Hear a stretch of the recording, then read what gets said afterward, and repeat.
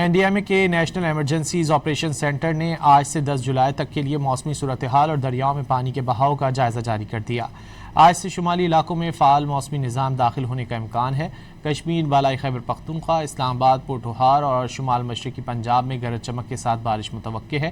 کل سے 10 جولائی کے دوران دریائے سندھ، جہلم، چناب، راوی اور ستلج کے بالائی ملحقہ علاقوں میں وقفے وقفے سے بارش اور بعض مقامات پر موسلادھار بارش کا امکان ہے۔ NDMA کے مطابق بڑے پیمانے پر سیلاب کا کوئی خطرہ نہیں۔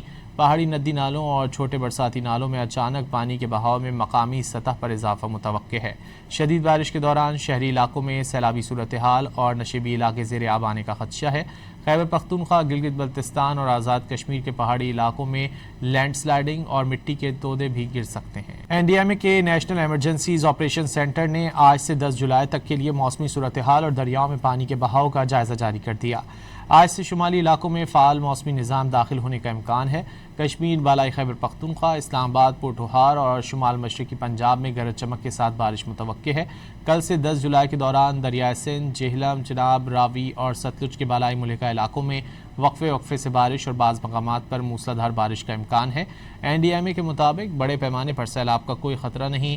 پہاڑی ندی نالوں اور چھوٹے برساتی نالوں میں اچانک پانی کے بہاؤ میں مقامی سطح پر اضافہ متوقع ہے۔ شدید بارش کے دوران شہری علاقوں میں سیلابی صورتحال اور نشیبی علاقے زیر آب آنے کا خدشہ ہے۔